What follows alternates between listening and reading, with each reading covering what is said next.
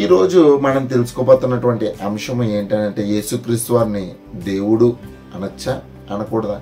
అసలు బైబిల్ ఏమని చెప్తుంది, దాంట్లో ఉన్నటువంటి స్పష్టత ఏంటో ఈరోజు మనం అర్థం చేసుకుందాం. ప్రియమైన వాళ్ళరా, మనము కిందటి భాగంలో తెలుసుకున్నాం దేవుడు అద్వితీయుడు అనేసి, సర్వానికి ఆధారభూతుడని, సర్వశక్తిమంతుడు అని చెప్పేసి అనేకమైనటువంటి సంగతులను తెలుసుకున్నాం. ఆయన ఎవరో కాదు, తండ్రి అయిన దేవుడు అని మనకు ఒక క్లారిటీ కూడా వచ్చింది. అదే యేసుక్రీస్తు వారు చెప్పాడు, ఓ ఇశ్రాయేలు విను, నీ దేవుడు అద్వితీయుడైనటువంటి ప్రభు, అందుకని ఆయన్ని పూర్ణ బలముతోనూ పూర్ణ శక్తితోనూ పూర్ణ వివేకముతోనూ ఆయన ఆరాధింపవలనని చెప్పాడు. అదే కాకుండా కొత్త నిబంధన గ్రంథానికి వచ్చిన తర్వాత ఆత్ముడి చేత రాయించినటువంటి మాటల్లో కూడా మనం తెలుసుకున్నాం ప్రియమైన వాళ్ళ, దేవుడు అద్వితీయుడు అని. అంటే ద్వితీయుడు లేడు, రెండోవాడు లేడు, ఆయన తండ్రి అని అర్థం చేసుకున్నాం. అయితే యేసుక్రీస్తు వారిని ఏ విధంగా అర్థం చేసుకోవాలి అసలు? ఒకసారి లేఖనాల్లోకి వెళ్దాం. కొద్దిగా లెందీగానే ఉంటుంది, కాకపోతే చెప్పిన రెఫరెన్స్లు అన్నీ రాసుకోండి. అన్నీ రాసుకున్న దాన్ని బట్టించి మీరు అర్థం చేసుకోవడానికి ప్రయత్నించండి. ఎందుకంటే కనుక నాకు సమయం తక్కువ ఉంది కనుక నాకున్నటువంటి సమయంలోనే నేను ఈ యొక్క వాక్యాన్ని వివరించడానికి ఇష్టపడుతున్నాను. ప్రియమైన వాళ్ళు చూసుకుందాం. అపోస్తలుడైన పౌలు కొరింథీయులకు రాసినటువంటి పత్రిక 8వ అధ్యాయము 5వ వచనం నుంచి 6వ వచనం చదువుకోవచ్చు. దేవతలు అనబడిన వారు, ప్రభువులు అనబడిన వారు అనేకులు ఉన్నారు. ఆకాశం అందేనను భూమి మీద దేవతలు అనబడి ఉన్నను మనకు ఒక్కడే దేవుడు ఉన్నాడు, ఆయన తండ్రి. ఎంతమంది దేవుళ్ళు ఉన్నారండి? ఒక్కడే. ఆయన ఎవరంటండి? తండ్రి. తండ్రి అంటే పుట్టించేవాడు, సర్వానికి ఆధారభూతుడు, సర్వము ఆయనదే. అందుకనే ఆయన్ని తండ్రి అని అన్నమాట. ఏంటంటే ఆ తండ్రి ఆయన నుండి సమస్తమును కలిగను, ఆయన ఇచ్చాడు అంతా కూడా, సమస్తమును ఆయన నుండే కలిగను, ఆయన నిమిత్తం మనం ఉన్నాం. అంటే దేవునికి ఒక కుటుంబం కావాలి. అది ఎలాగనంటే కనుక తను ఆరాధించడానికి కావాల్సినటువంటి కుటుంబం కావాలి. ఆ కుటుంబ నిమిత్తమే మొత్తం అంతా కూడా ఉంది ప్రియమైన వాళ్ళు. మరియు మనకు ప్రభువు ఒక్కడే. ఎవరంటే మనకి ప్రభువు కూడా ఉన్నాడంట. ఆ ప్రభువు కూడా ఒక్కడేనంట. ఆయన కూడా అద్వితీయుడే, ద్వితీయుడు లేడు. ఇలాంటి వాడు ప్రభు, ఇలాంటి ప్రభు వేరొకరు ఎవరూ లేరు ప్రియమైన వాళ్ళరా.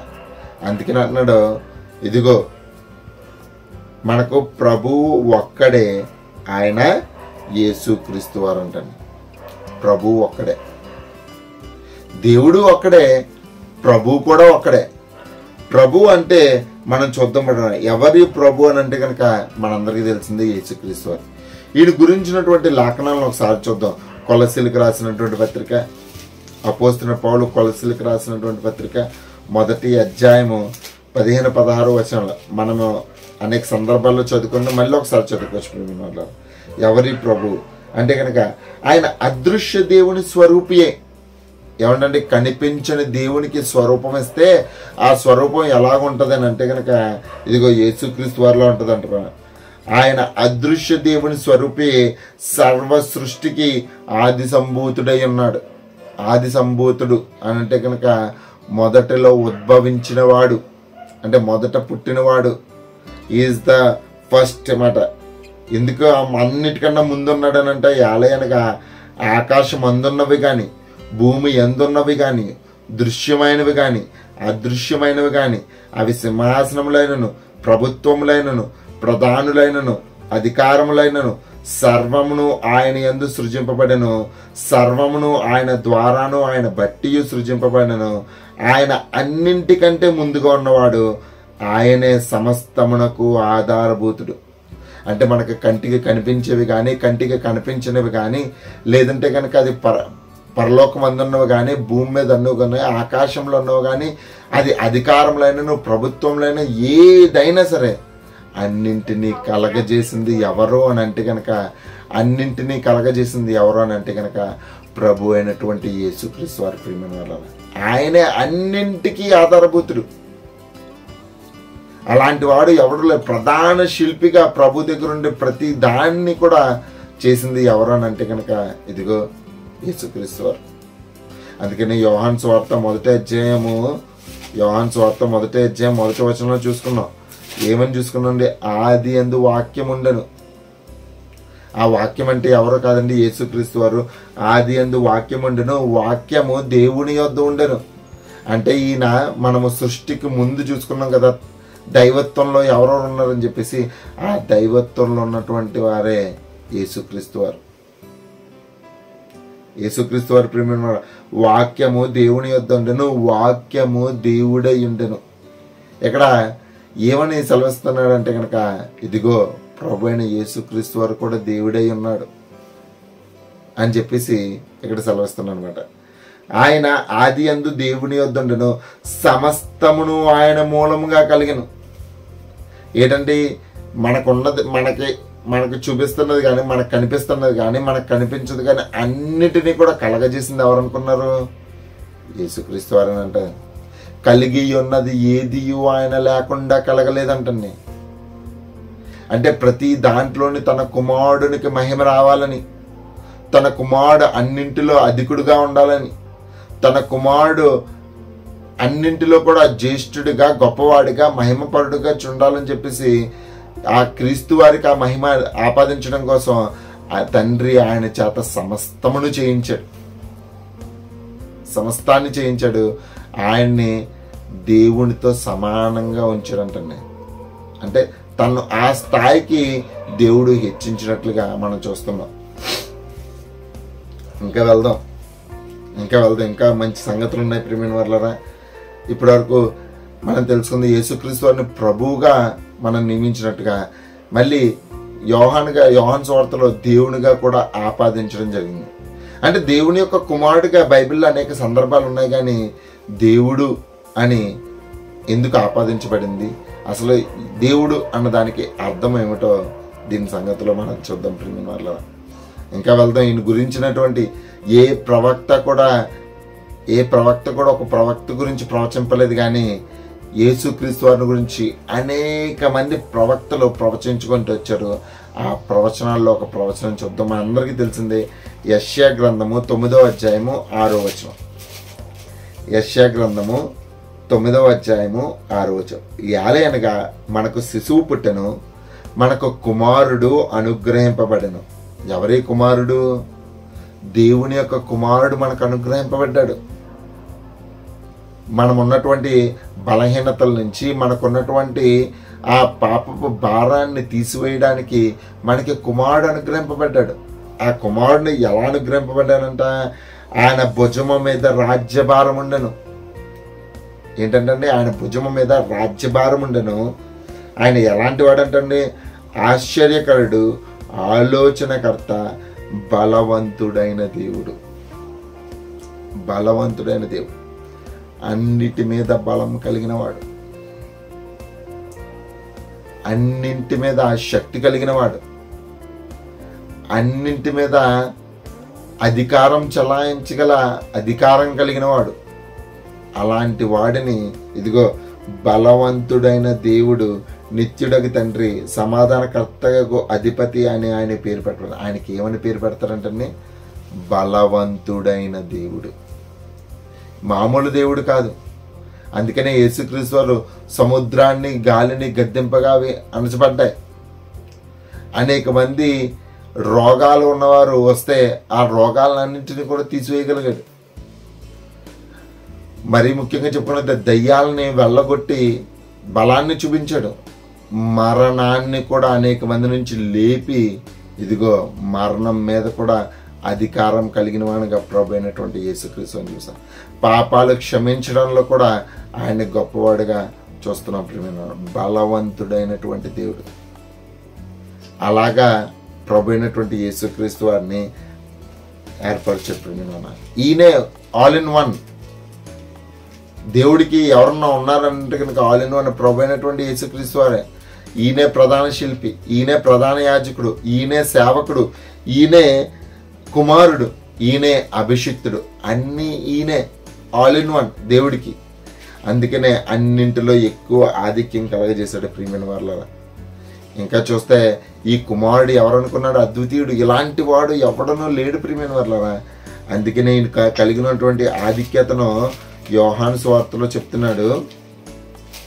యోహాను సువార్త మొదటి అధ్యాయము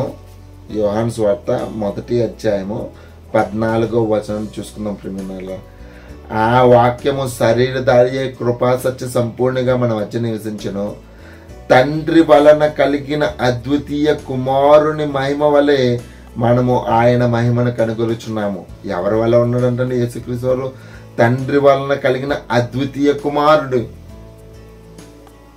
అద్వితీయుడు. ఇలాంటి వాడు వేరొకడు ఎవడనూ లేడు. ప్రథముడు, జ్యేష్ఠుడు, శ్రేష్ఠుడు ఎవరన్నా ఉన్నారంటే కనుక అది ప్రభు అయినటువంటి యేసుక్రీస్తు వారి ప్రియమైన వారులారా, వేరొకడు లేదు. చాలా మంది యేసుక్రీస్తు వారికి ఉన్నటువంటి ఆధిక్యతను తీసివేద్దామని చాలా మంది పన్నాగాలు పడుతున్నారు. క్రైస్తవం యొక్క పునాదులను తీసేద్దామని చాలా మంది ఆలోచన కలిగి ఉన్నారు. ఆలోచనలన్నింటినీ పటాపంచలు చేయడానికి దేవుడు అధికారిగా నియమించాడంట. దేవునిగా నియమించినట్టుగా మనం చూడొచ్చు ప్రియమైన వారులారా. తండ్రి అయిన దేవుణ్ణి ఏ విధంగా అయితే దేవుడు అని ఆపాదిస్తున్నారో, ఇదిగో యేసుక్రీస్తు వారిని కూడా దేవుడు అని అనొచ్చంట. అందుకనే యోహాను సువార్త మొదటి అధ్యాయం మీకు చూపించాను. యెషయా గ్రంథము ప్రవచనం కూడా ఏమని చెప్తుంది? బలవంతుడైన దేవుడు మీకు అనుగ్రహింపబడతాడు, ఆయన బలవంతుడైన దేవునిగా మీరు అందరూ కొలుస్తారు, పిలుస్తారు అని చెప్పేసి ఇక్కడ మనం యెషయా గ్రంథం 9వ అధ్యాయం 6వ వచనంలో కూడా మనం చూసుకున్నాం ప్రియమైన వారులారా. ఇలాంటి వాడు అద్వితీయుడు, అద్వితీయ కుమారుడు ఎవరన్నా ఉన్నారంటే కనుక అది యేసుక్రీస్తు కుమారుడు, అద్వితీయుడు. ఇలాంటి కుమారుడు ఎవ్వడనూ లేడు. అలాంటి వాడే ప్రభు అయినటువంటి యేసుక్రీస్తు వారు ప్రియమైన వారులారా. ఇంకా 18వ వచనం, ఎవడనో ఎప్పుడైనానో దేవుణ్ణి చూడలేదు, తండ్రి రొమ్మునున్న అద్వితీయ కుమారుడే ఆయన బయలుపరిచాను. ఎవరు బయలుపరిచారంటే దేవుణ్ణి తండ్రి అయిన దేవుణ్ణి లోకానికి మరింత చేరువ చేసి మరింత దగ్గర చేసింది ఎవరు అంటే కనుక అద్వితీయ కుమారుడే, ఆయనే ప్రభు అయినటువంటి యేసుక్రీస్తు వారు. ఇంకా చెప్పుకుంటా వెళ్తే కనుక మనందరికీ తెలిసింది యోహాను సువార్త 3వ అధ్యాయం 16వ వచనం. అది ఏంటనంటే, దేవుడు లోకంని ఎంతో ప్రేమించిన కాగా తన అద్వితీయ కుమారునిగా పుట్టిన వాని యందు విశ్వాసం ఉంచి ప్రతి వాడు నశింపక నిత్యజీవం పొందినట్లు ఆయన అనుగ్రహించాడు. ఈయన కూడా అద్వితీయుడే. అంటే ద్వితీయుడు లేనివాడు, రెండో వాడు లేడు ప్రియమైన వారులారా. ఈయన అద్వితీయుడు. అయితే ఇప్పుడు మీరు చెప్పిన దాన్ని బట్టి నుంచి ఇద్దరు దేవుళ్ళు ఉన్నారా? ఇప్పుడు మీరు తండ్రి అయిన దేవుడిని దేవుడు అని అంటున్నారు, ఇంకా యేసుక్రీస్తు వారిని కూడా దేవుడు అని అంటున్నారు అని చెప్పేసి చాలా మందికి కన్ఫ్యూజన్ రావచ్చు. అయితే ఈ కన్ఫ్యూజన్కి క్లారిటీ ముందున్న వచనాలకు వెళ్తే మనకు అర్థమవుతుంది ప్రియమైన వాళ్ళ. ఒకసారి చూద్దాం, ఇంకా చూద్దాం. అనేకమైనటువంటి లేఖనాలు ఉన్నాయి. లేఖనాలను మనం అర్థం చేసుకోగలిగితే ఎస్ మనకి ఇద్దరు దేవుళ్ళ ఒక్కరు దేవుడా అన్నది మనకి అర్థమవుతుంది ప్రియమైన వాళ్ళ. అపోస్తుల కార్యాలు అసలు ప్రభు యేసుక్రీస్తు వారిని ఎలా నియమించాడన్నది మనకు అర్థం కాదు. దేవుడిచ్చినటువంటి టైటిల్ ఏంటి యేసుక్రీస్తు వారికి? ఒకసారి చూద్దాం. అపోస్తుల కార్యములు 2వ అధ్యాయము 36వ వచనాన్ని చూద్దాం ప్రియమైన వాళ్ళ. 2వ అధ్యాయము 36వ వచనం. పేతురు పరిశుద్ధాత్మతో నిండుకున్నవాడే ఆ రోజు వచ్చినటువంటి అనేక మందికి చెప్తున్నాను అనమాట. అంటే యేసుక్రీస్తు వారి యొక్క సంగతుల్ని చెబుతూ ఆయనను ఒప్పిస్తున్నటువంటి సందర్భం. ఆ సందర్భంలో అయితే మేమందరము ఏం చేయాలన్నప్పుడు అంటే ఆ సందర్భంలో జరుగుతుంది ఏంటంటే కనుక ఆయన ఉపయోగించినటువంటి పదజాలం మనందరికీ తెలుసుకోవాలి. ఆ యొక్క పదజాలంలో ఆయన ధృవీకరిస్తున్నటువంటి మాటల్లో ఉన్నటువంటి భావాన్ని కూడా మనం అర్థం చేసుకోవాలి ప్రియమైన వాళ్ళ. అది ఏమిటి అని అంటే కనుక అపోస్తుల కార్యంలో 2వ అధ్యాయము 36వ వచనం. అపోస్తుల కార్యంలో 2వ అధ్యాయం 36. మీరు సిలువ వేసిన ఈ యేసునే, మీరు ఏదైతే సిలువ వేసి చంపేశారో, ఏ విధంగా అయితే ఆయన హింసించారో ఆ హింసించినట్టు మీరు తృణీకరించినటువంటి ఈ యేసునే దేవుడు ప్రభువుగా నియమించాడు. ఎలా నియమించాడంటే ప్రభువుగాను క్రీస్తును గాను నియమించను. ఇది ఇశ్రాయేలు వంశం అంతయు రూఢిగా తెలుసుకున్న వాళ్ళని చెప్పను. ఎలా నియమించాడంటే ప్రభువుగా నియమించాడంట, క్రీస్తుగా అభిషిక్తుడిగా అంటే మెస్సేగా నియమించాడంట. అంటే రక్షకుడుగా నియమించాడు. ప్రభు అంటే పాలించేవాడుగా యేసుక్రీస్తు వారిని దేవుడు నియమించాడంట. ప్రియమైన వాళ్ళ దేవుడు నియమించాడంట. ఇంకా వెళ్తే రోమిలకు రాసినటువంటి పత్రిక ఎలా నియమించాడంటే ప్రభువుగా నియమించాడు. రోమిలు రాసిన పత్రిక మీరు అందరూ యేసుక్రీస్తు వారిని ఎలా అంగీకరించాలి అని అంటే కనుక చెప్తున్నాడు. అపోస్తలుడైన పౌలు రోమిలు రాసిన పత్రిక 10వ అధ్యాయము, రోమిలు రాసిన పత్రిక 10వ అధ్యాయము 9 నుంచి చదువుకొచ్చుకున్నాను. అదేమనగా ఏంటనంటండి, అదేమనగా యేసు ప్రభు అని నీ నోటితో ఒప్పుకోవాలి. ఏమని ఒప్పుకోనండి? యేసు ప్రభు అని నీ నోటితో ఒప్పుకోవాలి. నువ్వు ఏది పడితే అది ఒప్పించుకోవడానికి అవ్వదు. నువ్వు యేసుక్రీస్తు వారిని ఎలా అంగీకరించాలంటే ప్రభువుగా అంగీకరించాలి. అంటే నిన్ను పాలించేవాడిగా, నిన్ను నడిపించేవాడిగా, నిన్ను రక్షించేవాడిగా నువ్వు ఆయన నోటితో ఒప్పుకోవాలి. ఎలా పడితే అలాగ ఒప్పుకోవడానికి కుదరదు ప్రియమైన వాళ్ళరా. ఇంకా వెళ్తే చెప్తున్న అపోస్తుల కార్యములు 10వ అధ్యాయము. ప్రభు అంటే మళ్ళీ ఇశ్రాయేలుకే ప్రభు అనుకుంటారేమో. ఈ ప్రభుగా ఎన్నాటి మీద నియమించడం అనేది మనకు అర్థం కావాలి ప్రియమైన వాళ్ళరా. అపోస్తుల కార్యములు 10వ అధ్యాయము 36వ వచనం. యేసుక్రీస్తు వారు అందరికీ ప్రభు, ఒక్కళ్ళకే కాదు, ఇశ్రాయేలీలకే ప్రభు కాదు, అన్యజనులకు కూడా ప్రభువే. ఎవరైతే భూమి మీద ఉన్న ప్రతి అందరికీ కూడా, ప్రకృతికి కానీ సృష్టికి కానీ లేదంటే కనుక కనిపించేవి కానీ కనిపించిన అన్నిటికీ కూడా ప్రభు ఎవరనంటే కనుక యేసుక్రీస్తు వారి ప్రియమైన వల్ల ఆయన అందరికీ ప్రభు, అందరికీ ప్రభు. ఈయనే రాజులకు రాజు, ప్రభువులకు ప్రభు అయి కూడా ఉన్నాడు. ఈయనే రాజులకు రాజు, ప్రభువులకు ప్రభు అయి ఉన్నాడు ప్రియమైన వాళ్ళ. అందుకనే ఈయనకి ఆ టైటిల్ కూడా ఇవ్వబడింది. ప్రకటన గ్రంథంలో చూస్తే యేసుక్రీస్తు అని రాజులకు రాజును, ప్రభువులకు ప్రభు. అంటే భూమి మీద అనేక మంది రాజులు వస్తూ ఉంటారు, అనేక మంది ప్రభువులు వస్తూ ఉంటారు. కానీ వీళ్ళందరికంటే అధిక ప్రభు ఎవరన్నా ఉన్నారంటే కనుక అది ప్రభు అయినటువంటి యేసుక్రీస్తు. దేవుడే స్వయంగా చెప్తున్నాడు, ఈయన ప్రభువుగా నియమించాడు. సర్వానికి ఆయనే ప్రభు. దేవుడు సృష్టి అంతటికి మీద కూడా అధికారి ఎవరు అని అంటే కనుక ఇదిగో యేసుక్రీస్తు వారి ప్రియమైన వాళ్ళ ఆయన ప్రభు, అందరికీ కూడా ప్రభు. అయితే ఇప్పుడు యేసుక్రీస్తు వారు ప్రభువా లేదంటే దేవుడా? మళ్ళీ ఇదొక డౌట్ వస్తుంది. చాలా మంది అంటే ప్రభువులు అనేక మంది ఉన్నారు కదా, కానీ దేవుడు అని యేసుక్రీస్తు వారిని ఆపాదించొచ్చా అని అంటే కనుక కొన్ని మరికొద్ది విషయాలను పరిగణలో తీసుకుందాం ప్రియమైన వాళ్ళ. ఇంకా మనం క్లారిటీకి రాలేదు, క్లారిటీకి వద్దాం ఇప్పుడు. అందుకని యేసుక్రీస్తు వారి గురించిన అనేక లేఖనాలు ఉన్నాయి. ఆ లేఖనాల్లో ఒక లేఖనాన్ని చూద్దాం ప్రియమైన వాళ్ళ. అది ఏంటనంటే కనుక అపోస్తుల కార్యములు 3వ అధ్యాయము 21వ వచనం చూద్దాం ప్రియమైన వాళ్ళ. అన్నింటికి కుదుటుబాటు కాలము వచ్చినని దేవుడు ఆది నుండి తన పరిశుద్ధ ప్రవక్తలనోట పలికించెను. అంతవరకు యేసు పరలోక నివాసి ఉండుట ఆవశ్యకము. అంటే ఒక కాలాన్ని దేవుడు నిర్ణయించాడంట. ఆ కాలం వచ్చేంత వరకు కూడా యేసుక్రీస్తు వారు పరలోక నివాసి ఉండుట అగత్యము. ఆ తర్వాత మోషే ఇట్లన్నో ఏమంటున్నాడంటే, మోషే ప్రవక్త ప్రవర్తిస్తున్నాడంట, ఏమని, ప్రభు అయినటువంటి దేవుడు నా వంటి ఒక ప్రవక్తను మీ సహోదరుల్లో మీ కొరకు పుట్టించును. అంటే నా వంటి ఒక ప్రవక్తను, ఎలాగైతే నేను ఇశ్రాయేలుకి పాలు తేనెలు ప్రవహించి వాగ్దాన భూమికి నడిపించడానికి నన్ను ఎన్నుకొని నన్ను నియమించి నా ద్వారా అనేకమైనటువంటి అద్భుత క్రియలు సూచక్రియలు జరిగించి వాళ్ళందరికీ ఇశ్రాయేలులకు విడుదలను అనుగ్రహించి వాళ్ళ వాగ్దాన భూమిని చేరుకోవడానికి నన్ను ఒక సాధనంగా వాడుకున్నాడే ఒక ప్రవక్త కింద, అలాంటి వాడిగా ఒక అతన్ని దేవుడు పంపిస్తాడంట. అటువంటి ప్రవక్తను అంటే లోకానికి పట్టినటువంటి పాపము నుంచి విడుదలను అనుగ్రహించి వారి కట్టెలను తిప్పి వారిని చెరలో నుంచి విడుదల అనుగ్రహించడానికి ప్రభువు ఒక ఆయన్ని పంపిస్తాడంట. ఎవరంటే నా వంటి ప్రవక్తను మీ సహోదరులో మీ కొరకు పుట్టించును. ఆయన మీతో ఏమి చెప్పినానో అన్ని విషయములలో మీరు ఆయన మాట వినవలను. ఒక్క విషయంలో కాదు, అన్ని విషయాల్లో కూడా ఆయన మాట వినవలను. ఆ ప్రవక్త మాట విననివాడు ప్రజల్లో ఉండకుండా సర్వనాశనం అయిపోతారంట. ఒక ఆయన పంపిస్తున్నాడంటే ఆయన మాట అన్ని కాలాల్లో, అన్ని సందర్భాల్లో, అన్ని వేళల్లో ఆయన మాట వినాలంట. ఆయన ఎవరో కాదు, ప్రభు అయినటువంటి యేసుక్రీస్తు వారు.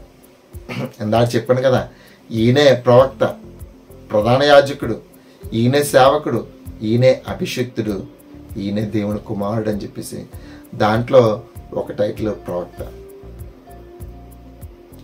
పంపబడిన వాడని. అయితే ఒకసారి మోషే సందర్భాన్ని ఒకసారి చూద్దాం. అసలు మోషేని దేవుడు ఎలాగా ఏర్పరిచాడు అన్నది ఒకసారి చూద్దాం. నిర్గమకాండానికి వెళ్తే దీని గురించి మనకు ఒక క్లారిటీ వస్తుంది ప్రియమైన వాళ్ళరా. నిర్గమకాండము 4వ అధ్యాయము 16వ వచనాన్ని చూద్దాం ప్రియమైన వాళ్ళ. నిర్గమకాండము 4వ అధ్యాయము 16వ వచనం. ఇక్కడ జరుగుతున్నటువంటి సందర్భము, దేవుడు అంటే దేవదూత ద్వారా మోషేకి వర్తమానం పంపించాడు, ఇశ్రాయేలును విడిపించాడు, నువ్వు వెళ్ళాలని చెప్పేసి. వెళ్ళాలన్నప్పుడు అయితే నేను ఎవరని అడిగితే నేను ఉన్నవాడను అనువాడను అని చెప్పు, ఇదిగో అబ్రాహాము ఇస్సాకు యాకోబు అన్న పేరు మీద వాళ్ళకి నేను సర్వశక్తిగల దేవుడిగా నేను ప్రత్యక్షమైన వాడను. ఇంకో వాళ్ళకి విడుదల అంటే వారి ప్రార్థనలు నేను అంగీకరించాను, వారి విన్నపాలు నేను విన్నాను, కాబట్టి వాళ్ళందరినీ నేను విడిపిస్తానని చెప్పేసి వారికి ప్రకటించమని అన్నప్పుడు అయితే మోషే అంటాడు, నేను నోటి మాంద్యం గలవాడను, నేను నన్ను పంపించడం కన్నా వేరే వాళ్ళని పంపించు అని ప్రభుని అడుగుతాడు. అంటే దూతకి చెప్తూ ఉంటాడనమాట మోషే గారు. ఆ మోషే గారు చెప్తున్నటువంటి సందర్భంలో దేవుడిచ్చినటువంటిది ఒకటి చూద్దాం. నిర్గమకాండము 4వ అధ్యాయము 16వ వచనం. ఇదిగో 15వ వచనం చూద్దాం. నిర్గమకాండము 4వ అధ్యాయం 15వ వచనం నుంచి చూద్దాం. ప్రియమైన, నీవు అతనితో మాట్లాడి అతని నోటికి మాటలు అందింపవాలను, నేను నీ నోటికి అతని నోటికి నీ తోడయింది, మీరు చేయవలసిన దానిని మీకు బోధించదను. ఇది చెబుతున్నటువంటి సందర్భం ఎవరితోనంటే కనుక మోషేతో. ఇది అహరోను గురించి చెప్తున్నాడనమాట. ఇదిగో నేను నోటి మాంద్యం గలవాను కదా, నేను మాట్లాడలేను కదా, అందుకనే నీకు మాట ఇవ్వడానికి ఒక అతను నియమించిన అతను ఎవరో కాదు, అహరోను. నువ్వు నాకు చెప్పకు ఎవరిని పంపించాలో, ఆల్రెడీ నేను డిసైడ్ అయిపోయాను, నీ గురించే ఎదురు చూస్తున్నాను, నీ ద్వారానే ఇశ్రాయేలుకు విడుదలను అనుగ్రహించాలని నేను డిసైడ్ అయిపోయాను, నువ్వు అలా ఉండు అంతే. ఇదిగో నీ అహరోను, నీది అన్న వచ్చాడు కదా, నీ అహరోన్కి నేను నీతో చెప్పింది నువ్వు అతనితో చెప్పు, అతను ఫరోతో చెప్తాడు అని చెప్పేసి చెప్పినటువంటి సందర్భం. అందుకనే 16 అతడే నీకు బదులు జనులతో మాట్లాడును, అతడే నీకు నోరుగా ఉండును, నీవు అతనికి దేవుడిగా ఉండు.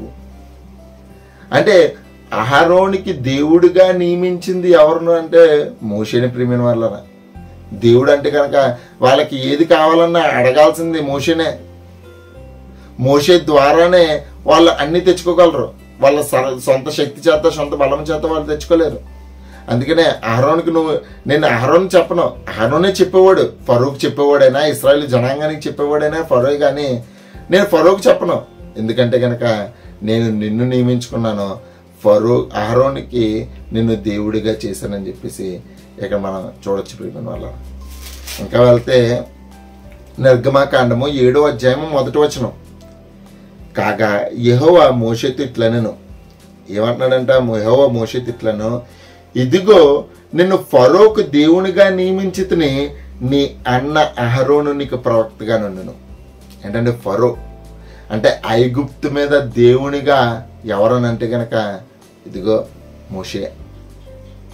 ప్రవక్త ఎవరనంటే కనుక అహరోను. ఎంత ధీటుగా నించున్నాడు అనుకున్నాను. మోషే వెళ్ళి జస్ట్ రిప్రజెంటేషన్ అంతే. మోషే వెళ్ళాడంటే కనుక దేవుడు వెళ్ళినట్టే లెక్క ప్రియమైన వాళ్ళ. ఆయన వెళ్ళి అలా నించునేవాడు, అంతే కర్ర పట్టుకొని ఎలా నించునేవాడు. అహరోను మాట్లాడుతుండేవాడు. ఓన్లీ యాక్షనే. మోషే గారిది అంతా కూడా ఫరో ఎదుట యాక్షనే, ఇశ్రాయేలు ఎదుట యాక్షనే అయింది అంతా కూడానే. అంతా కూడా మాట్లాడేది అహరోను. ఏం చెప్పాలన్నా సరే ఇశ్రాయేలు జనాంగానికి కానీ ఫరోకి కానీ ఇదిగో అహరోనే చెప్తూ ఉండేవాడు. ఆయన అలా నుంచునేవాడు అంతే, దేవుడుగా నియమించాడు ఆయన్ని. అసలు అంటే ఇప్పుడు దీన్ని బట్టించి మన అందులో మోషేకి ప్రార్థన చేయాలని సార్ కాదు. అసలు దేవుడు అన్నదానికి అర్థం ఏంటో ఇంకా చూద్దాం. నిర్గమాకాండంలోనే 22వ అధ్యాయానికి వెళ్దాం ప్రియమైన వాళ్ళ. నిర్గమాకాండము 22వ అధ్యాయానికి వెళ్తే అక్కడ కొన్ని మాటలను చూద్దాం. 9వ వచనం చూద్దాం ప్రియమైన వాళ్ళ. నిర్గమాకాండము 22వ అధ్యాయము 9వ వచనం చూద్దాం. ప్రతి విధమైన ద్రోహమును గూర్చి అనగా ఎద్దును గూర్చిని, గాడిద గూర్చి, గొర్రెలను గూర్చి, బట్టను గూర్చి, పోయిన దాని నొకడు చూచి అది నాదని చెప్పిన దాని గూర్చి ఇద్దరి వ్యాజ్యమును దేవుని యొద్దకు తేవలను. ఇద్దరు వాద్యాన్ని ఏదైనా జరిగితే కనుక అది తేల్చడానికి దేవుని యొద్దకు తీసుకొని రావాలంట. దేవుడు ఎవరి మీద నేరము స్థాపించునో వాడు తన పొరుగువానికి 2 అంతలు అచ్చుకొనవలను. ఇక్కడ అంటున్నాడు, అంటే నిర్గమాకాండంలో మోషే వాళ్ళకి ధర్మశాస్త్రాన్ని, విధులను వివరిస్తున్నప్పుడు, ఇదిగో మీ మధ్య వ్యాజ్యం వచ్చిందా, ఎవడన్నా దొంగతనం చేసి ఏదన్నా చేసి మీకు వ్యాజ్యం వచ్చిందా, ఆ వ్యాజ్యాన్ని తీర్చడానికి దేవుని దగ్గర తీసుకురా. ఇక్కడ దేవుడు అన్న చోట ఒక మాట ఉంది, కింద చూడండి ఫుట్నోట్లో. ఏంటంటే న్యాయాధిపతి. అంటే న్యాయము తీర్చే న్యాయాధిపతి దగ్గర తీసుకురావాలంటే, అంటే దేవుడు అన్న చోట ఇక్కడ మనం గుర్తించుకోవాల్సింది న్యాయాధిపతి. నువ్వు న్యాయాధిపతుల దగ్గర తీసుకురావాలి. ఆ న్యాయాధిపతి ఏదైతే తీర్పు ఇచ్చాడో ఆ తీర్పును పట్టించి నువ్వు దోషివైతే కనుక కనీసం 2 అంతలు నువ్వు చేసిన తప్పుకు చెల్లించాలని చెప్పేసి ఇదిగో తీర్పు తీర్చు అని చెప్పేసి అన్నాను. ఎక్కడే కాదు, అదే 22వ అధ్యాయము 28వ వచనం. నీవు దేవుని నిందింపకూడదు, నీ ప్రజలలోని అధికారిని శపించకూడదు. దేవుని నిందింపకూడదు అని అంటే కనుక నీ న్యాయాధిపతిని నిందింపకూడదు. కింద ఫుట్నోట్లో ఉందండి, దేవుడు అన్న చోట న్యాయాధిపతి అంటే నీ మీద అధికారిగా దేవుడు నియమించినటువంటి న్యాయాధిపతి. ఆ న్యాయాధిపతిని నువ్వు నిందింపకూడదు. అంటే యేసుక్రీస్తు వారిని దేవుడిగా నియమించింది ఎవరు అని అంటే కనుక తండ్రి అని దేవుడు. అంటే దేవుడు అని అంటే కనుక న్యాయాధిపతిగా నియమించాడంట ప్రియమైన వాళ్ళరా. న్యాయాధిపతి మోషేని ఎలాగైతే ఐగుప్తు మీద, ఇశ్రాయేలు జనాంగం మీద దేవునిగా అంటే న్యాయాధిపతిగా నియమించి వారందరికీ విడుదలను అనుగ్రహించాడో, ఇదిగో నా వంటి ప్రవక్తను మీ సహోదరులు మీ కొరకు పుట్టిస్తానన్నాడు చూసారా, ఆయన్ని కూడా దేవుడిగానే నియమించాడంట ప్రియమైన వాళ్ళ. అందుకనే ఆది యందు వాక్యం ఉండెను, వాక్యము అంటే న్యాయాధిపతి దేవుని యొద్ద ఉండెను, ఆ న్యాయాధిపతిగా ఉన్నటువంటి వాడే ప్రభు అయినటువంటి యేసుక్రీస్తు వారు. దేవుడు ఒక్కడే, ఆయన అద్వితీయుడు, ద్వితీయుడు లేడు. ఆయన తండ్రి అయినటువంటి దేవుడు. ఇక్కడ దేవునిగా ఆపాదింపబడుతున్నటువంటి యేసుక్రీస్తు అంటే ప్రభువుగా నియమించినటువంటి, అంటే పాలించేవాడిగా నియమించినటువంటి యేసుక్రీస్తు వారు ఎలాంటి వాడంటే కనుక అదిగో అందరికీ ప్రభు అండి, న్యాయాన్ని తీర్చే న్యాయాధిపతిగా ఆయన చూడొచ్చు ప్రియమైన వాళ్ళ. ఆయన చూడొచ్చు. అందుకనే ఆ న్యాయాధిపతి అన్న చోట దేవుడిగా ఆయన్ని వర్ణించడం జరిగింది ప్రియమైన వాళ్ళ. ఇంకా చూద్దాం, ఇంకా బెటర్ క్లారిటీ వస్తుంది ప్రియమైన వాళ్ళరా. అందుకనే ఈయన ఎలాంటి న్యాయాధిపతి అని అంటే కనుక అపోస్తుల కార్యంలో చూద్దాం. మోషే నిత్యత్వంలో లేడు అసలు. మోషే భూమి మీదకి పంపించినటువంటి మోషే నిత్యత్వంలో లేనటువంటి మోషే ఆయన్నే ప్రభువుగా అంటే వాళ్ళని పాలించేవాడిగా ఇశ్రాయేలుకి అనుగ్రహించినటువంటి దేవుడు, సర్వాన్ని కలిగించినటువంటి వాడు, సర్వానికి ఆధారభూతుడైనటువంటి ప్రభువుని కూడా అంటే యేసుక్రీస్తు వాడిని కూడా న్యాయాధిపతిగా ఆయన నియమించాడు ప్రియమైన వాళ్ళ. న్యాయాధిపతిగా నియమించాడు. అపోస్తుల కార్యాల్లోనికి వెళ్తే అపోస్తుల కార్యములు 10వ అధ్యాయము 42వ వచనాన్ని చూసుకోవచ్చు ప్రియమైన వాళ్ళ. యేసుక్రీస్తు వారి గురించి చెప్తున్నాడు. ఆయన లేచాడు, లేచిన తర్వాత ఆయన ప్రత్యక్షతను కనపరిచిన తర్వాత చెప్తున్నాడు, ఇదియు కాక దేవుడు సజీవులకును మృతులకును న్యాయాధిపతిగా నియమించిన వాడు ఈయనే. ఎవరు ఈయనే? ప్రభు అయినటువంటి యేసుక్రీస్తు వారు. ఎవరికి న్యాయాధిపతి అంటే కనుక అది చనిపోయిన వాడు కానీ భూమి మీద బ్రతికి ఉన్నవాడు కానీ. అంటే ఇంతకు ముందు కాలం చేసిన వారు కానీ కాలంలో బ్రతుకుతున్నవారు కానీ అందరినీ కూడా న్యాయం తీర్చే న్యాయాధిపతిగా ప్రభువు నియమించాడంట. ప్రియమైన వాళ్ళ నియమించాడంట. అందుకనే ఆయన సర్వయుగములలో కూడా రాజు ఉండి అందరికీ న్యాయాన్ని తెచ్చే న్యాయాధిపతిగా ప్రభు దగ్గర ఉన్నాడంట. ప్రియమైన వాళ్ళ అందుకనే ఆయన బ్రతుకున్న కాలంలో చెబుతున్నటువంటి మాట, ఆయన బ్రతుకున్నటువంటి కాలంలో చెప్తున్నటువంటి మత్తయి సువార్త 16వ అధ్యాయము 27వ వచనం, మనుష్య కుమారుడు తన తండ్రి మహిమ గలవాడే. అంటే దేవునికి ఎలాంటి మహిమ ఉందో, అందుకనే యేసుక్రీస్తు వారు అన్నాడు కదా, తండ్రి లోకం పుట్టక ముందు నీ యొద్ద నాకు ఎట్టి మహిమ ఉందో అట్టి మహిమతో నన్ను మహిమపరచమని అన్నాడు కదా.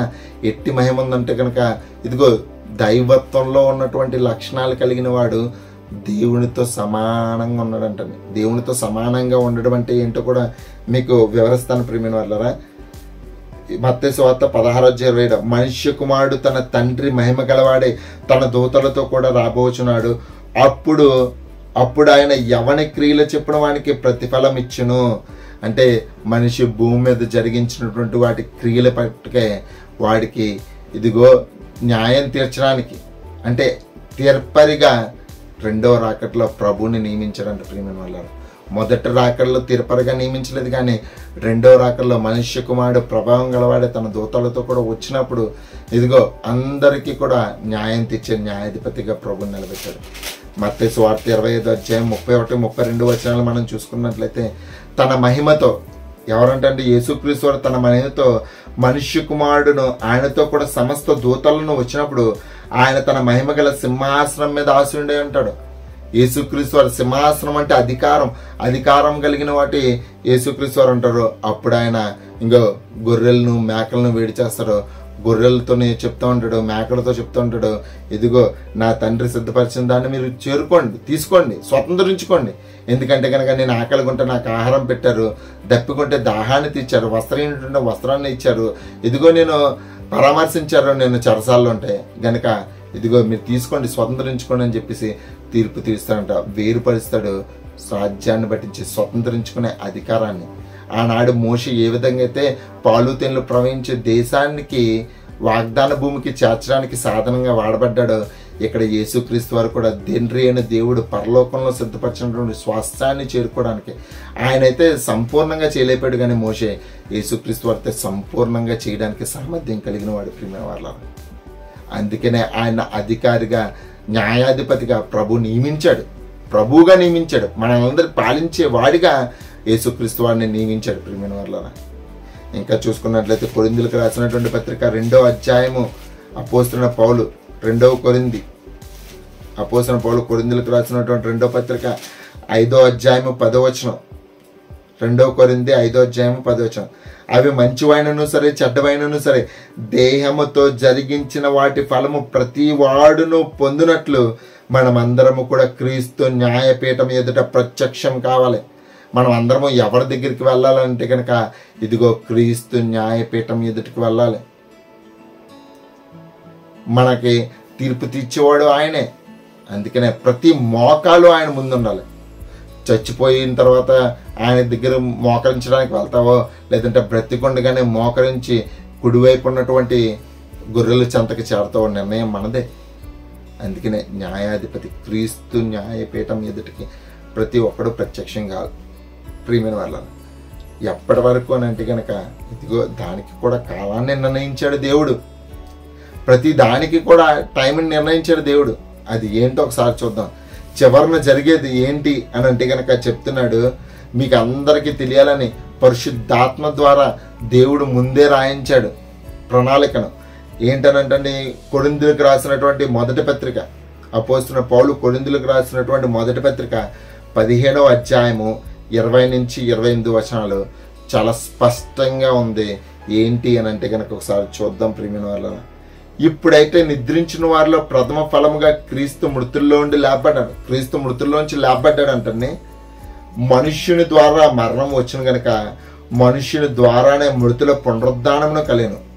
అంటే యేసుక్రీస్తు వారి ద్వారా మనం అందరము నిత్య జీవాన్ని స్వతంత్రించుకునే అధికారాన్ని పొందుకున్నాం అండి. ఆదామునందు అలాగూ అందరూ ఎలాగ మృతులందరూ అలాగే క్రీస్తునందరూ అందరూ బ్రతికింపబడుతున్నారు. ప్రతి వాడు తన తన వరుసలోనే బ్రతికింపబడతాడు. అంటే ఒక క్రమాన్ని నిర్ణయించాడు, ఆ క్రమం ప్రకారమే అందరూ కూడా బ్రతికింపబడతాడు. అందుట్లో బ్రతికింపబడిన వారిలో ప్రథమ ఫలం ఎవరంటండి? క్రీస్తు.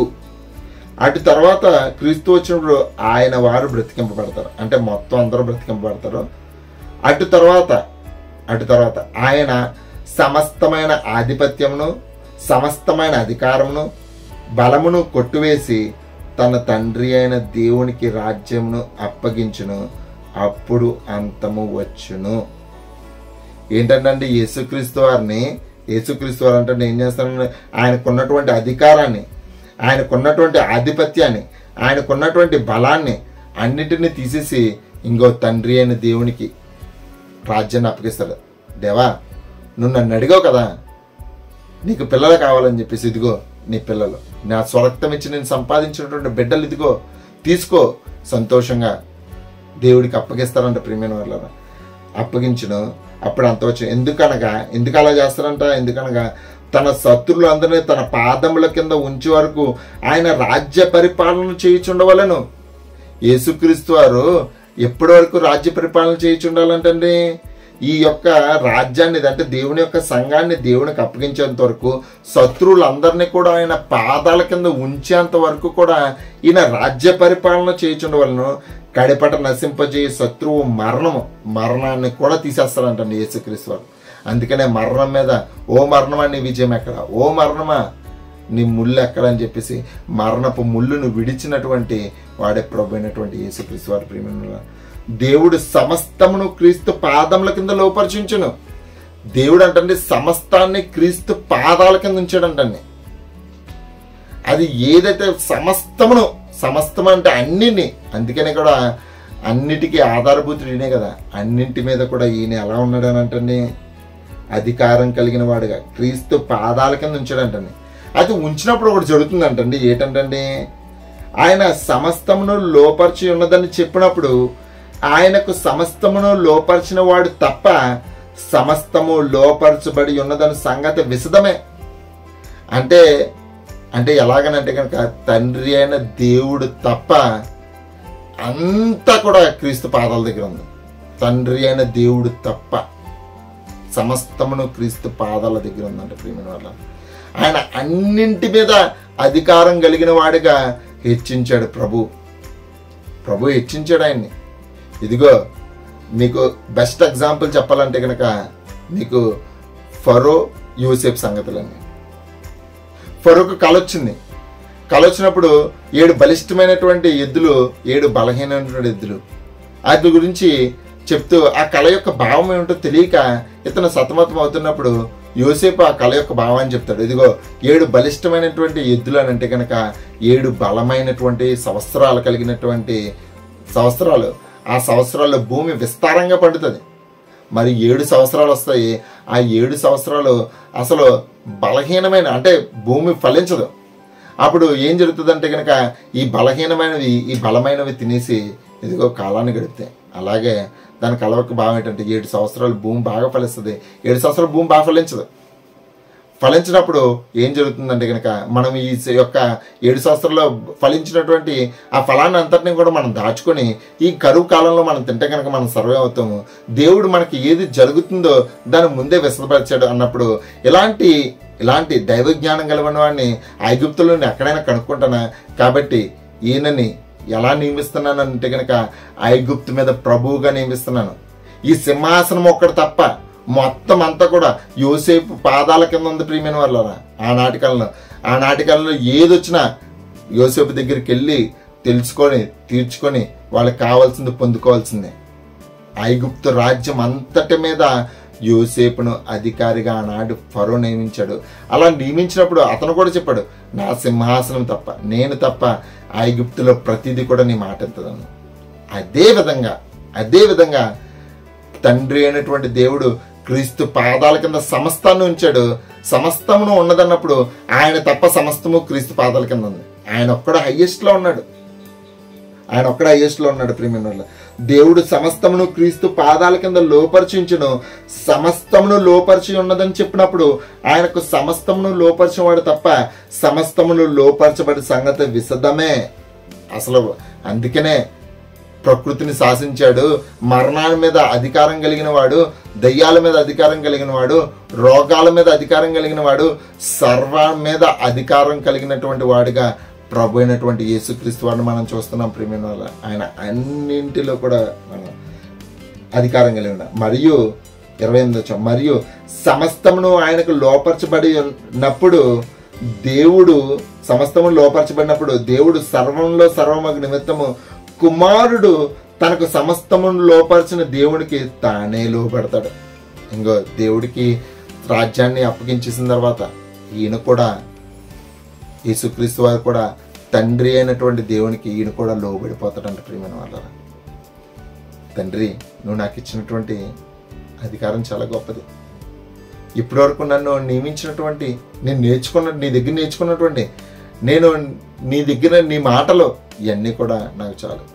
నీ అండర్లోనే ప్రభా నువ్వు ఇచ్చినటువంటి ఇదిగో నువ్వు నన్ను పాలించమని నువ్వు రక్షించమని చూసా ఇదిగో తీసుకొని నేను కూడా వెళ్ళా. అందుకనే హెబ్రీయులకు రాసిన పత్రికలో జ్యేష్ఠుడిగా తన సహోదరులందరికీ జ్యేష్ఠుడిగా యేసుక్రీస్తు వారిని మనం చూడొచ్చు ప్రియమైన వాళ్ళ. యేసుక్రీస్తు వారిని చూడొచ్చు. ఇవన్నిటిని ఆత్మ ద్వారా వీటన్నింటినీ అర్థం చేసుకున్నటువంటి పౌలు లేదంటే కనుక అపోస్తలులు యేసుక్రీస్తు వారిని ఏమని వర్ణిస్తున్నారు అని అంటే కనుక ప్రియమైన వాళ్ళరా ఒకసారి చూద్దాం. ఏమని వర్ణిస్తున్నారో ఒకసారి చూద్దాం. రోమిలకు రాసినటువంటి పత్రిక 9వ అధ్యాయము 5వ వచనం. పితరులు వీరు వారు శరీరమును బట్టి క్రీస్తు వీరిలో పుట్టెను. ఈయన సర్వాధికారి అయిన దేవుడై ఉండి నిరంతరము స్తోత్రార్హుడై ఉన్నాడు. సమస్తాన్ని క్రీస్తు పాదాల కింద ఉంచాడన్నప్పుడు ప్రతి దానికి క్రీస్తు దగ్గరికి మనం వెళ్ళాలని తెలిసినప్పుడు ఇదిగో ఆత్మ ద్వారా పౌలు గారు రాస్తున్నారు. ఇదిగో యేసుక్రీస్తు వారు సర్వాధికారి అయినటువంటి దేవుడు. సర్వాధికారి అయినటువంటి దేవుడు అంటే సర్వం మీద అధికారం కలిగినటువంటి న్యాయాధిపతి ఈయన. ఇంకా వెళ్తే తీతుకు రాసిన పత్రిక ఇదే పౌలు చెప్తున్నాడు. తీతుకు రాసిన పత్రిక 2వ అధ్యాయము 13వ వచనాన్ని మనం చూసుకున్నట్లయితే అక్కడ పలికినటువంటి మాట తీతు 2వ అధ్యాయము 13వ వచనం అనగా 11వ వచనం ఎలాగనగా సమస్త మనుషులకు రక్షణకరమైన దేవుని కృప ప్రత్యక్షమై మనం భక్తిహీనతను ఇహలోక సంబంధమైన దురాశలను విసర్జించి శుభప్రదమైన నిరీక్షణ నిమిత్తము అనగా మహాదేవుడును మహారక్షకుడైనటువంటి యేసుక్రీస్తు మహిమ యొక్క ప్రత్యక్షత కొరకు ఎదురు చూచుచు ఈ లోకంలో స్వస్థ బుద్ధితోనూ నీతితోనూ భక్తితోనూ బ్రతుకుచుండవాలని మనకు బోధించుచున్నది. ఏంటంటే మహాదేవుడు సింహాసనం మీద ఆసీనుడై ప్రతి ఒక్కరికి న్యాయాన్ని తీస్తున్నప్పుడు న్యాయాధిపతి దేవుడు మహాదేవుడు అంటే న్యాయాన్ని తీర్చడంలో హైయెస్ట్ కలిగినటువంటి వాడిని ఇదిగో ప్రభు అయినటువంటి యేసుక్రీస్తు వారి ప్రియమైన వాళ్ళ. అందుకనే ఇలాంటి అధికారం కలిగిన వాడిగా ఉంచాలనే ప్రభువు ఆయన్ని నియమించాడు. ప్రభు ఆయన్ని పుట్టించాడు. ప్రభు ఆయన్ని అధికారిగా నియమించాడు. ఆయన ద్వారానే సమస్తాన్ని కలిగించాడు ప్రియమైన వాళ్ళ. అందుకనే మహాదేవుడయ్యాడు, గొప్పవాడయ్యాడు. ఆనాడు మోషే మాట విననటువంటి వాడు ఎవరైతే మోషేకి ఎనుదిరిగారో వాళ్ళందరినీ కూడా ఏ విధంగా అయితే దేవుడు వారికి శిక్ష విధించాడో ఇదిగో యేసుక్రీస్తు వారి యొక్క మాట వినకపోతే కూడా మనకెంతకు మనమే నాశనాన్ని తెచ్చుకున్న వారు అవుతాం. అందుకనే ఈయన ద్వారానే వేరొక ఆప్షన్ లేదు. నీకు సొంతంగా నువ్వు చేసేస్తావు అనుకుంటావు. నువ్వు సొంతంగా చేయడానికి ఏం లేదు. నీకు ప్రభువుని దేవుడు నియమించాడు. ఇదిగో హైరార్కీ ఫాలో అవ్వాలి. నిన్ను డైరెక్ట్గా నేను వెళ్ళిపోతాను, మోషే ఒక్కడే దేవునితో మాట్లాడగలను, నేను మాట్లాడలేనని చెప్పేసి అనేక మంది వెళ్ళి నశించిన వారు ఉన్నారు. ఇదిగో నీకు ప్రభువుగా నియమించినటువంటి యేసుక్రీస్తు వారిని ద్వారానే నువ్వు దేవుని దగ్గరికి వెళ్ళాలి, తండ్రి దగ్గరికి వెళ్ళాలి తప్ప నీ సొంతంగా నువ్వు వెళ్ళడానికి లేదు ప్రియమైన వాళ్ళరా. అందుకనే ఇవన్నిటిని తెలుసుకున్నటువంటి పరిశుద్ధాత్మల ద్వారా పౌలు రాస్తున్నాడు. ఈయన మహాదేవుడు, కృప ఈయన ద్వారానే వచ్చింది, రక్షణ ఈయన ద్వారానే వచ్చింది. ఈయనకి తండ్రి సమస్తాన్ని లోపరిచాడు. ఇదిగో సమస్తాన్ని లోపరచబడినప్పుడు సమస్తానికి లోపరిచినటువంటి దేవుడు తప్ప సమస్తమైన పాదాల దగ్గర ఉంది. క్రీస్తు పాదాల దగ్గర సమస్తము పడి ఉంది ప్రియమైన వాళ్ళరా. అందుకనే ఆయన అత్యంత అధికుడిగా, గొప్పవాడిగా, శ్రేష్ఠుడిగా మనం అందరం ఈ నాటకాల్లో మనం చూడగలుగుతున్నాం. ఎందుకంటే కనుక చూద్దాం. కొలసీలకు రాసిన పత్రిక చివరి వచనం చూసుకొచ్చండి. కొలసీలకు రాసినటువంటి పత్రిక 2వ అధ్యాయము, కొలసీలు రాసిన పత్రిక 2వ అధ్యాయము 8-9 వచనాలు చూసుకున్నట్లయితే కనుక 9వ వచనం, ఈ ఆలయనగా దైవత్వం యొక్క సర్వ పరిపూర్ణత శరీరముగా క్రీస్తునందు నివసించుచున్నది. ఏంటంటండి, దేవుడు ఎలా ఉంటాడంటే కనుక యేసుక్రీస్తు అని చూస్తే అంత క్లారిటీ, అంత స్పష్టత, అంత ప్రేమ, అంత విధేయత అన్నీ కూడా ఇదిగో యేసునందు ఉందంటే ప్రేమ వల్ల. అందుకనే మనం అర్థం చేసుకోవాలి, మనకి దేవుడు ఒక్కడే, ఆయన తండ్రి అయినటువంటి దేవుడు, ప్రభు ఒక్కడే, ఆయనటువంటి యేసుక్రీస్తు వారు.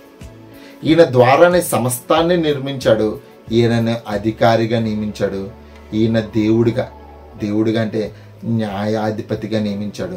ఎప్పటి వరకు అని అంటే కనుక ఈ భూమి అంతమయ్యేంత వరకు కూడా న్యాయాధిపతే. సృష్టి జరిగించిన తర్వాత దగ్గర నుంచి సృష్టి ముగింపు వరకు కూడా ఈయన న్యాయాధిపతిగానే ఉన్నాడు.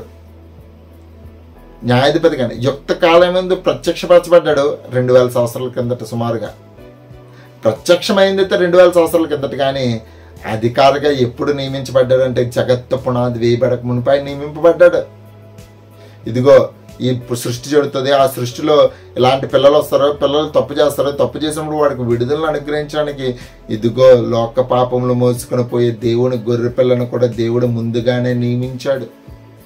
ఆయనకి తెలుసు ఆయన రావాలి, ఆయన ప్రాణం పెట్టాలి, దాని ద్వారా సంఘం స్థాపించబడాలి, సంఘం ద్వారా దేవునికి అనేక మంది పిల్లలు రావాలి, అన్ని జనులు చాచబడాలి, చాచబడిన తర్వాత వాళ్ళందరూ కూడా ఇదిగో 2వ రాకడలో క్రీస్తు న్యాయపీఠం ఎదుట ప్రత్యక్షం అవ్వాలి, గొర్రెల్ని సపరేట్ చేయాలి, మేకలను సపరేట్ చేయాలి, గొర్రెల్ని దేవుడికి సమర్పించాలి, సమర్పించిన దాంతో ఈయన కూడా సమర్పణ అయిపోవాలి అనే క్లారిటీ ఆయనకు ఉంది ప్రియమైన వాళ్ళరా.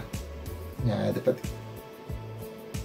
చాలా మంది చేస్తున్నటువంటి తప్పు ఏంటి అని అంటే కనుక ఈ తండ్రి అయిన దేవుణ్ణే యేసుక్రీస్తు వారిగా ఆపాదించడానికి చేస్తున్నటువంటి ప్రయత్నాల్లోనే చాలా మంది విఫలమవుతున్నారు. ఆయన వేరు, ఆయన సర్వం మీద గొప్పవాడు, అద్వితీయుడు, ఆయన లాంటి వాడు వేరొకడు లేడు. ఆయన తన ప్రభావాన్ని తగ్గించుకుని భూమి మీదకి రావాల్సినటువంటి అగత్యం లేదు. ఎందుకంటే తన కుమారుడు ఉన్నాడు అతనికి. ఆయన ఎందుకు తన మహిమను విడిచి తాను తగ్గించుకుని ఆయన ఎందుకు రావాలి?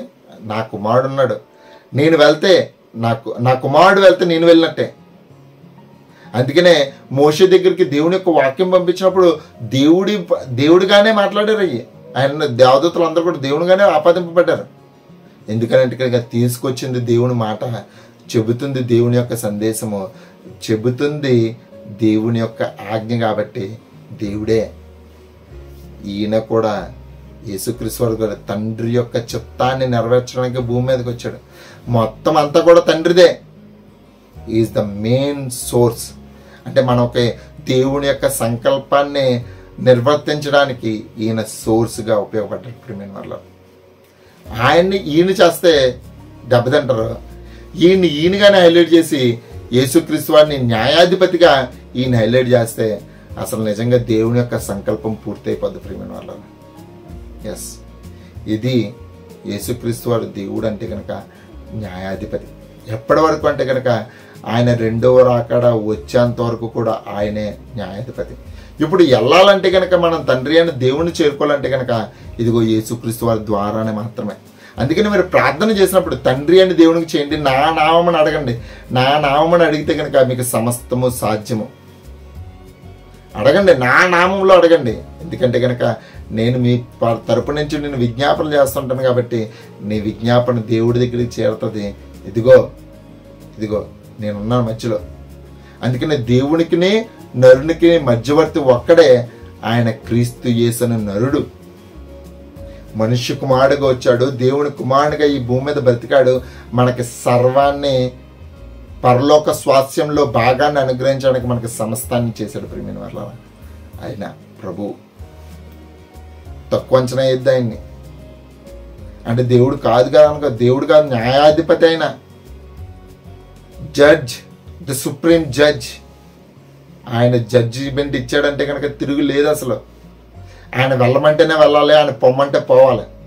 ఆయన అధికారం, అన్నింటి మీద అధికారి ఆయనే. కనిపించని అదృశ్య దేవుణ్ణి చేరుకోవడానికి ఆయనే మార్గము. కనిపించని అదృశ్య దేవునితో నీకు సావాసం కలిగించే జీవాన్ని ఇచ్చే జీవ ప్రదాత యేసుక్రీస్తు వారు. అందుకనే నేనే మార్గము, నేనే సత్యము, నేనే జీవం అని చెప్పేసి అన్నాడు. నువ్వు తండ్రి అని దేవుణ్ణి చేరుకోవాలంటే కనుక యేసుక్రీస్తు వారి ద్వారా మాత్రమే సాధ్యం. కాబట్టి ఇటు స్పష్టత మనకు ఉండాలి, కలగబులం అయిపోకూడదు. క్లారిటీ ఉంటే కనుక దేవుణ్ణి ఎంత మహిమపరచగలం. దీని మీద ఇంకా ఏమన్నా క్వశ్చన్స్ ఏమైనా ఉంటే కనుక అడగండి. ఎందుకంటే కనుక మనకంటూ ఒక క్లారిటీ రావాలి. ఇక్కడ క్లారిటీ గురించి నేను అడుగుతున్నాను. ఏమైనా క్వశ్చన్స్ ఉంటే కనుక అడగండి.